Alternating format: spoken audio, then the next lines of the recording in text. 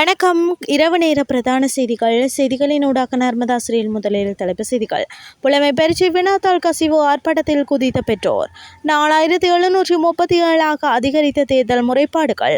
உத்தியோகபூர்வ வாக்காளர் அட்டை கிடைக்கப்பெறாதவர்களுக்கான அறிவிப்பு. பஞ்சாப் அணியின் தலைமை பயிற்றுவிப்பாளராக ரிக்கி பாண்டிங். 27 நாடுகளில் பரவும் புதிய வகை கோவிட் தொற்று. இனி விரிவான செய்திகள். ஜனாதிபதி தேர்தலுடன் தொடர்புடைய சட்டமீறல் மற்றும் வன்முறை உள்ளிட்ட சம்பவங்கள் தொடர்பான முறைப்பாடுகளின் எண்ணிக்கை 4737 அதிகரித்துள்ளதாக தேர்தல் ஆணைக்குழு தெரிவித்துள்ளது. ஜனாதிபதி தேர்தல் அறிவிக்கப்பட்ட தினத்திலிருந்து நேற்று மாலை வரையான காலப்பகுதியில் இந்த முறைப்பாடுகள் பதிவாகியுள்ளன. அதற்கமைய நேற்று 156 முறைப்பாடுகள் பதிவாகியுள்ளதாக தெரிவிக்கப்பட்டுள்ளது. இதேவேளை தேர்தல் தொடர்பில் கிடைக்கப்பெற்ற முறைப்பாடுகளில் 4209 முறைப்பாடுகள் தீர்க்கப்பட்டுள்ளதாக தேர்தல் ஆணைக்குழு தெரிவித்துள்ளது. உத்தியோகபூர்வ வாக்காளர் அட்டைகளை இதுவரை பெற்றுக்கொள்ளாதவர்கள் இன்று முதல் அருகில் உள்ள அஞ்சல் நிலையங்களுக்கு சென்று அவற்றை பெற்றுக்கொள்ள முடியும் என அஞ்சல் திணைக்களம் அறிவித்துள்ளது. அதன்படி ஆள் அடையாள அட்டை உறுதிப்படுத்தும் ஆவணத்தை சமர்ப்பித்து காலை 8 மணி முதல் மாலை 5 மணி வரையிலான காலப்பகுதியில் வாக்காளர் அட்டைகளை பெற முடியும் என அறிவிக்கப்பட்டுள்ளது. அதற்கமைய எதிர்வரும் 21ஆம் தேதி வரை அஞ்சல் நிலையங்களில் வாக்காளர் அட்டைகளை பெற்றுக்கொள்ள முடியும் என அஞ்சல் திணைக்களம் தெரிவித்துள்ளது.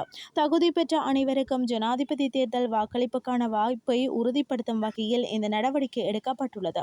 அதே நேரம் உத்தியோகபூர்வ வாக்காளர் அட்டை இல்லாத வாக்காளர்கள் வாக்களிப்பு நிலையத்திற்கு செல்லுபடியாகும் அடையாள அட்டையை காண்பித்து வாக்களிக்க முடியும் என தேர்தல் ஆணைக்குழு அறிவித்துள்ளமை குறிப்பிடத்தக்கது.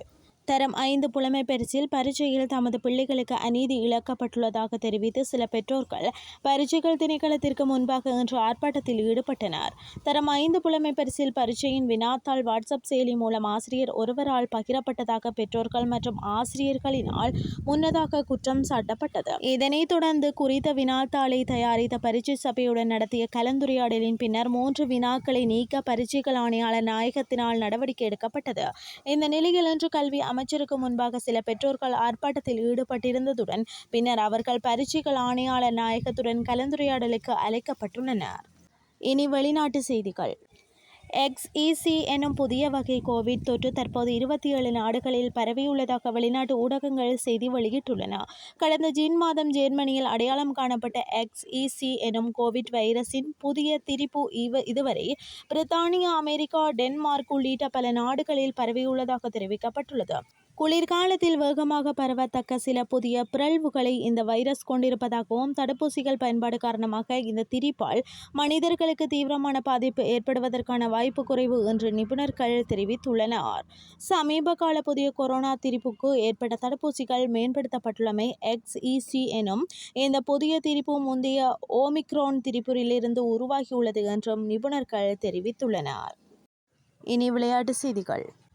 பஞ்சாப் கிங்ஸ் அணியின் தலைமை பயிற்றுவிப்பாளராக ஆஸ்திரேலியா அணியின் முன்னாள் தலைவர் ரிக்கி பாண்டிங் நியமிக்கப்பட்டுள்ளதாக தகவல் வெளியாகியுள்ளது. IPL தொடரின் டெல்லி கேபிட்டல்ஸ் அணியின் தலைமை பயிற்றுவிப்பாளராக கடமையாற்றிய இவர் அண்மையில் அந்த பதவியிலிருந்து விலகினார்.